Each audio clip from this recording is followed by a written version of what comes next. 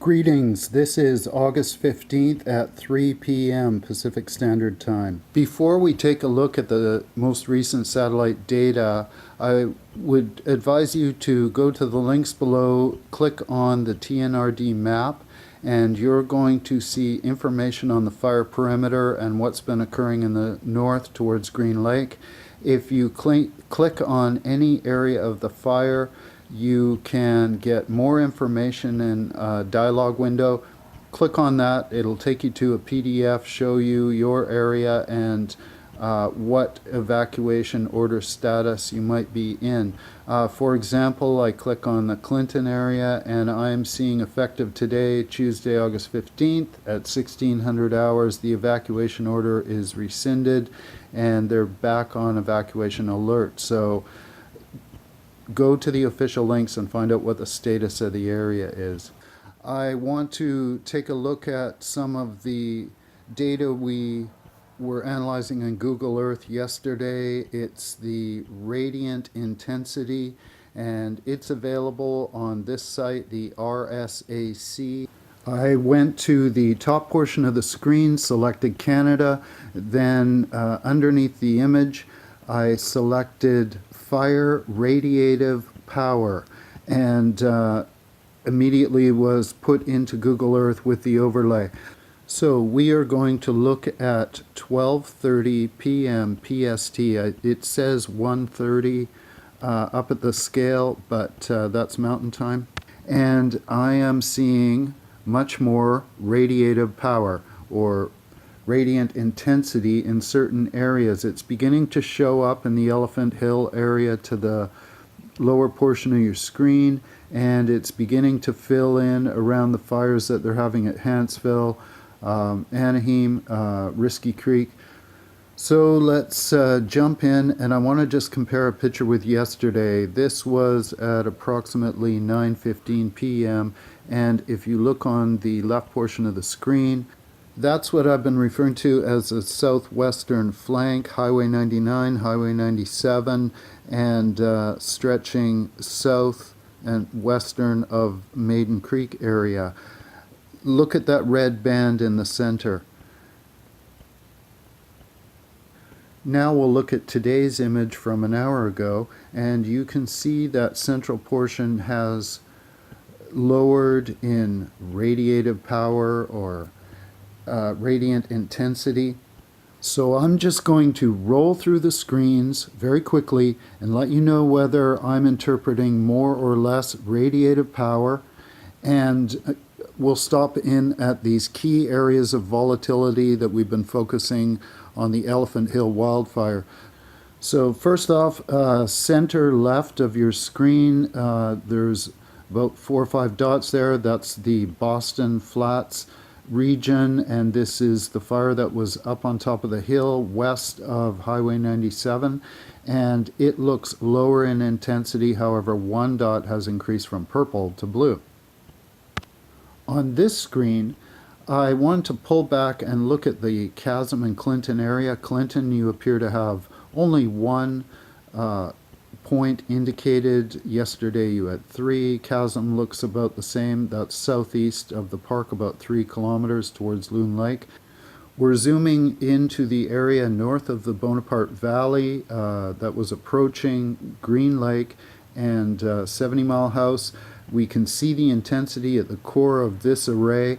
However, I'm not seeing those fast-moving extensions of the fire perimeter to the east and southeast of Green Lake that we can see on the official maps. This is a curiosity. I'm waiting for more infrared data on that specific area. We've now gone just eastwards towards Young Lake and north of Upper Loon Lake.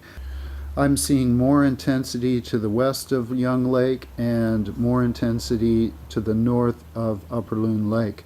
We've rolled over towards Loon Lake, and I am seeing approximately the same amount of radiative power being emitted at this time. We're now going to go slightly south. This is Haiheum, and a lot of intensity south of the lake, and then we see that band that stretches southwest and then zigs back towards Dead Man River and the eastern flank. So we'll scroll down to that region, and I'm still seeing no approach into the Dead Man River Valley. However, a lot of intensity at the edge and in the core of this array of radiative power. Going further south to the southern flank, I'm seeing about the same intensity on the Cache Creek Hills, and I'm seeing about the same amount of intensity around Stinking Lake, Cultus Lake, and Soton Lake. This is a shot from NASA World View and the area yesterday, and we can see the infrared popping up in the north and in the Caribou. However, none is being displayed over the Elephant Hill fire.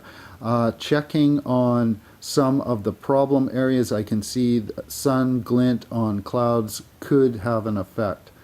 In the last video, we took a look at this map from the Silcotin Stewardship Department, and there seems to be a differentiation between days indicated in the path of the fire northwards towards Green Lake and the east of Green Lake, also on the eastern flank. So you may want to take a look at this in more detail. This is the only information I have on it, and you may find access there. I don't know what the procedures are for dissemination. So this is a look at Windy and what's going on right now.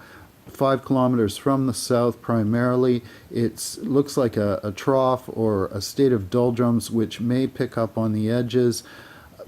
You may find wind coming from any direction. I think that's the point.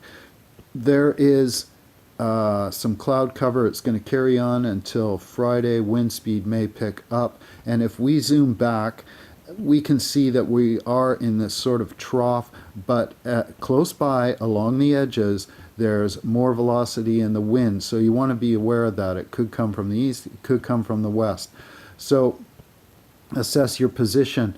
This is a shot of the big bar cam from DriveBC. We see that high cloud, the haze in the air still, but there is some clearing on the ground.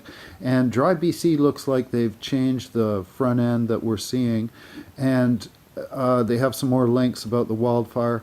And if you scroll down, you can see all the other active cams in the area. So this kind of gives you a glance at where smoke might be going and where the weather patterns are breaking.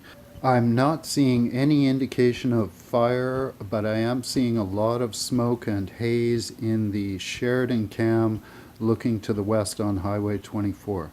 So this is a quick review of the radiative power as it was being displayed at approximately 1:30 to 2 p.m. today. And you can go to that site and load that onto Google Earth and be up to date. So keep all your resources close. Check those official links down below for the latest bulletins, because you're going to get the information there quicker than I can get it to you. Be safe.